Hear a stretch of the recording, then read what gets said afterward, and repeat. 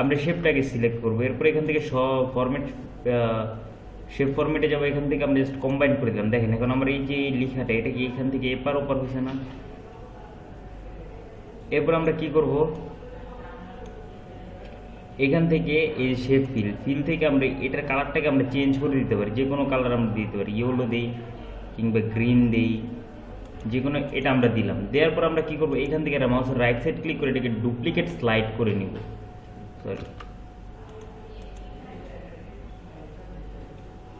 Duplicate slide করে নিলাম। এরপর এইটাকে ধরে আমরা এই সাইডে একটু নিয়ে আসলাম।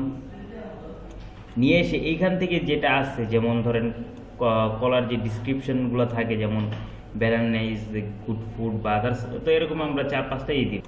অলরাইট, তো এইভাবে করে দেখেন আমরা এখান থেকে যে কলার যে একটা ভূমিকা আছে বা কলার যে একটা কাজ আছে, আমরা সেটাকে এখান থেকে নিলাম। তো এখান থেকে কী করবো, এটা কালারটাকে সাপোজ একটু আমি চেঞ্জ করে দিলাম, যে কোনো কালারের করে দিতে পারি। কিংবা এখান থেকে আমি যদি চাই যে কোনো রকমের একটা ব্যাকগ্রাউন্ড কালার এখান থেকে আমি দিয়ে দিলাম। আচ্ছা, এটা যেন হাইলাইট থাকে, এতটুকু আমি করলাম। এটা হচ্ছে বেসিক আমি কাজটা করলাম। এরপরে এখান থেকে ধরেন আমি আরেকটা স্লাইড নিলাম, নিউ স্লাইড নিলাম। এখানে যদি আমি দিই দি এন্ড, এখান থেকে ধরেন টেক্সট বক্স নিলাম, এই যদি লিখি দি এন্ড,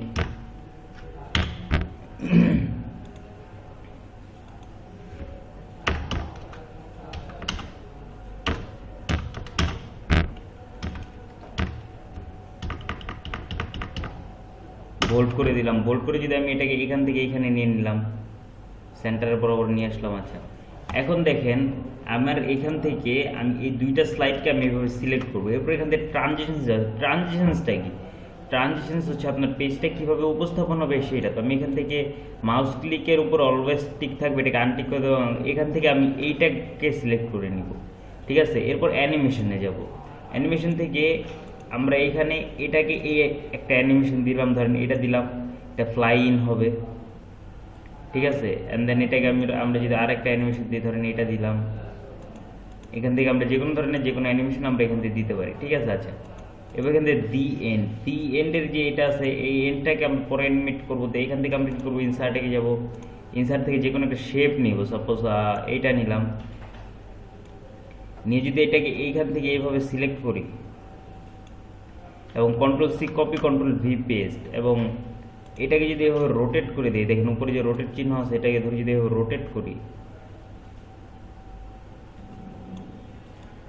রোটেট করে এখানে নিলাম। এরপর এখান থেকে ধরেন আমি অ্যানিমেশনসে গেলাম। অ্যানিমেশনস থেকে এই অ্যারোতে ক্লিক করার পরে ইজেক্ট নামে একটা অপশন আছে। এখান থেকে যদি ফ্লাই আউট দিই, দেখেন উপরে এটা কিন্তু ফ্লাই আউট হয়ে নিচে যেতে আসছে। এখান থেকে ইফেক্ট অপশনে যাবো, এখান থেকে টু টপ দিবে, যে উপর দিক চলে গেল। এবার এই যে সেকেন্ড যেটা আছে, এটা এখান থেকে যদি আমি এখান থেকে দিই ফ্লাই আউট, এটা নিচের দিক চলে গেল, রাইট। এরপরে দুইটাকে যদি আমি এভাবে সরাই একটু, দি এন্ডের উপর ক্লিক করব, করে এখান থেকে একটা দিয়ে দিলাম, ঠিক আছে। এরপর কি করব, আমরা এই সম্পূর্ণ যে পেজটা সেটাকে আমরা এভাবে করে ক্লোজ করে দিব। আচ্ছা, এরপরে এখান থেকে আমরা ট্রানজিশনসে যাব। ট্রানজিশনসে গিয়ে এখান থেকে মাউস ক্লিক থেকে আনটিক করে আফটারটাকে টিক দিয়ে দিব। আর এখান থেকে একটা স্লাইড আমরা এখান থেকে অন্য আরেকটা দিয়ে দিলাম, ঠিক আছে। এরপরে কি, এরপরে হইতেছে আমরা যদি এটাকে সম্পূর্ণটা প্লে করি, যে দেখি না আমাদের এই প্রেজেন্টেশনটা কেমন হয়েছে, তো এই ক্ষেত্রে আমরা এটা দেখতে পারবো।